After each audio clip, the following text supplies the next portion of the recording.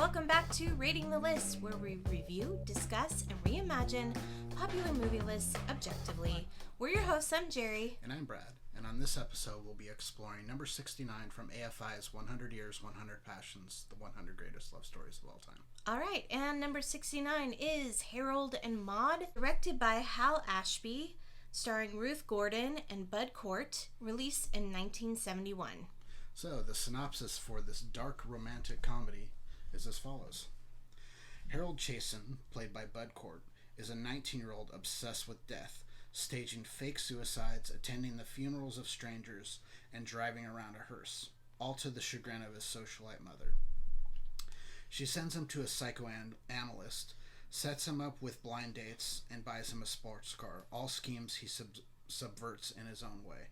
Harold meets 79-year-old Maude, played by Ruth Gordon, attending a funeral and discover they share the same hobby of going to strangers' funerals. He becomes entranced with her quirky, carefree approach to life, in direct contrast to his own. She lives in a decommissioned railroad car and thinks nothing of breaking the law, particularly stealing cars. They form a bond, and she shows him how to make the most of his time on Earth. Meanwhile, his mother is determined to find him a wife, setting him up on blind computer dates, all of which he scares off with gruesome acts. Exasperated, she finally attempts to send him off to the military. His uncle, who lost an arm serving under General MacArthur in World War II, is thwarted in his recruitment attempt when Maude stages a scene as a pacifist protester and Harold seemingly murders her out of militaristic fanaticism. As they grow closer, their friendship blossoms into romance. Harold announces he will marry Maude to the disgust of his mother, analyst, and priest.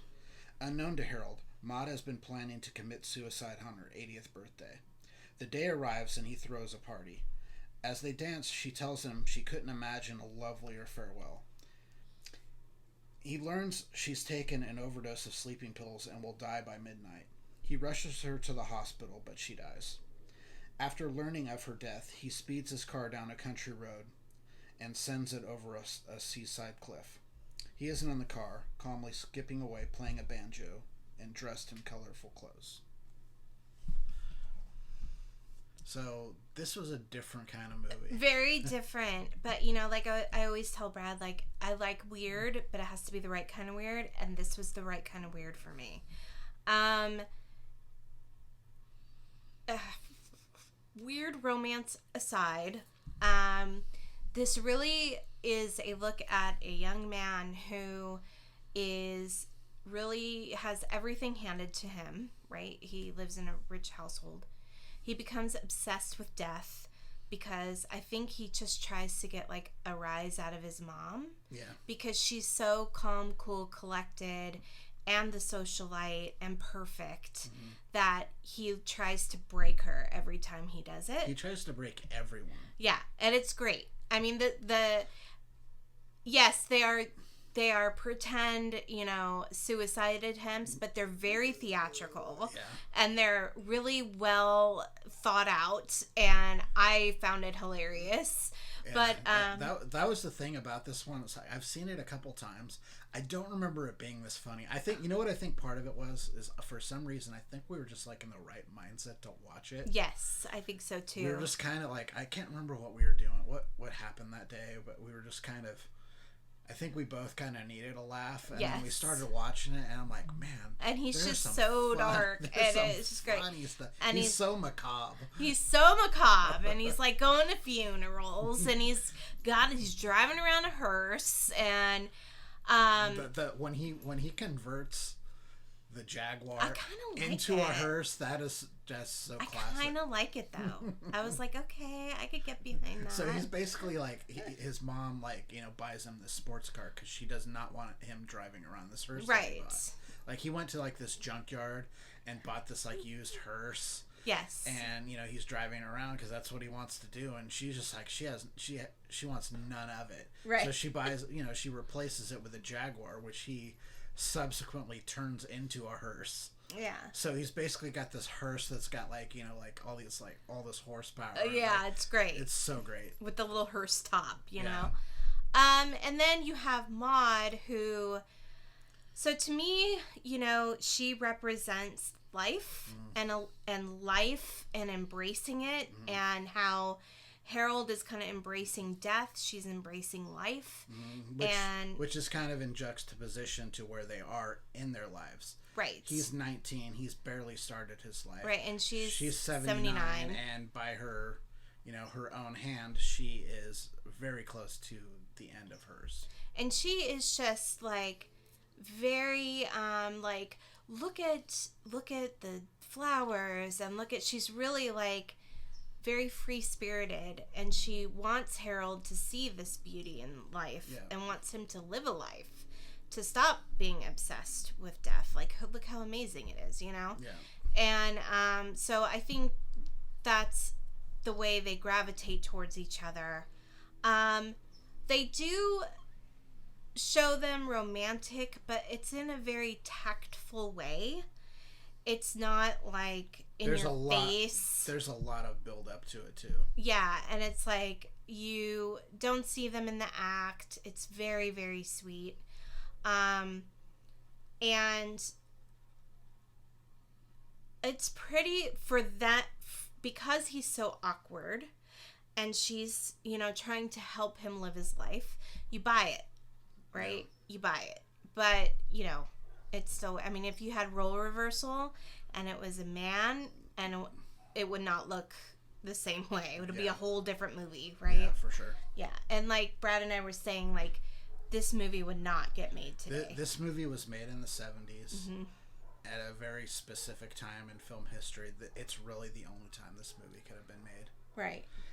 One of the cool things for us is this movie is set completely in the Bay Area. Yeah. So we recognized almost every set piece, including at least one. There might be two, but I'm not sure about that one shot.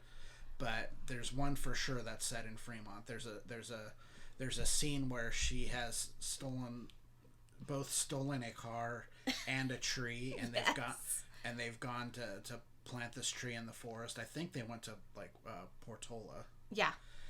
To plant this tree, and then on the way back, they get pulled over by a motorcycle cop as they're who I think was Tom Skerritt. It is Tom Skerritt. I double checked. Okay, yeah. Yeah, so real early in his career, he's playing this. Still with the mustache, though. Yeah, still rocking the stash. They're on the Dumbarton Bridge, which for anyone who's not from the Bay Area, the Dumbarton Bridge crosses the San Francisco Bay. It on one side it's Fremont, on the other side it's Palo Alto. And for all of you that don't live here too, when you go to Palo Alto and you get off the Dumbarton Bridge, Facebook is on all around you on this strip, and they have the little so sign. everyone who you've ever seen take the picture next to the thumb, it's right on the other side of the Dumbarton Bridge on the Palo Alto side. There are several shots in South San Francisco, quite a few of them. We're fairly certain whether or not they shot it there.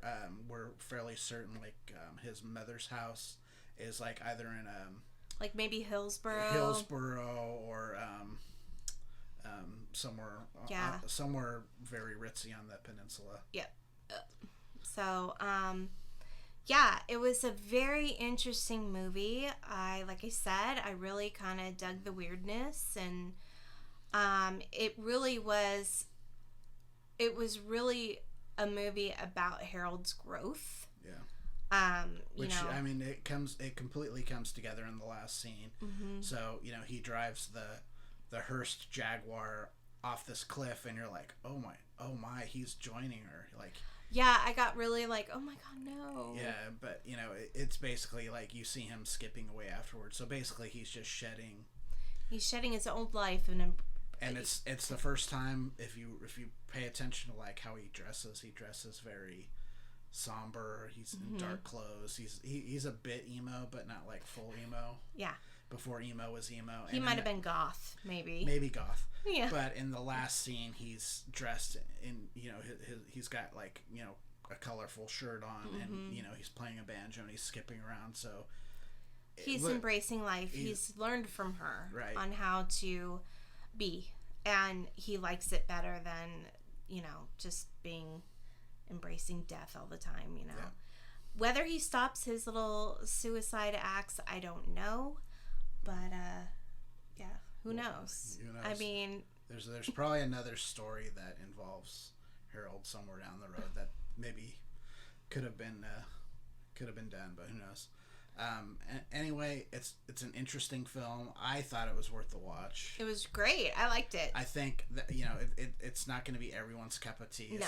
specifically because there's a 60-year age gap between the love interests. So Yeah, and I think that it's kind of quirky and weird, so it's not for everybody. yeah, it's an interesting snapshot in time of the Bay Area, though. From I recognize that area where they were in 50 years in ago. Berkeley. I was like, oh, I remember seeing all that Yeah. coming home from Tahoe. Yeah.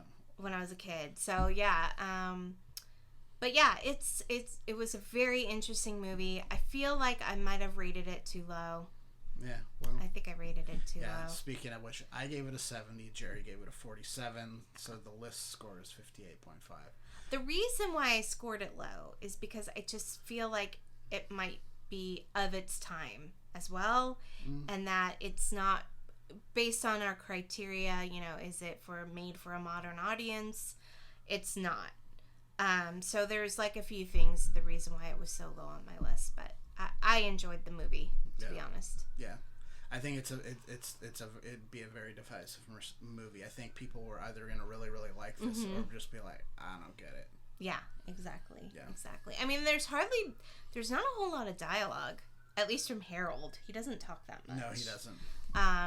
But man, it's delightfully funny. It really is. It's super dark. It's so dark, but it's so great. Funny, yeah. You open up and he's like hanging himself, and he's like, and his mom comes in and doesn't even trip off it, and I'm like, and she's like, okay, Harold, like that's enough. Yeah, so clearly he's been doing this for a long time. Yeah. Which really does set the stage, that scene. Yeah, sets it does. the stage for who he is and what he does and how exactly, he is. Yeah. All right, so that's Harold and Maude, and if you have some thoughts about Harold and Maude, please leave a comment. Please like our video. If you like what we're doing here and you've watched a few videos and you're like, hey, I like them, I would please subscribe to our channel.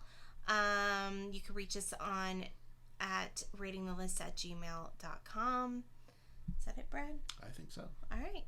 So we're Rating the List, and we will see you next time. Bye. Bye.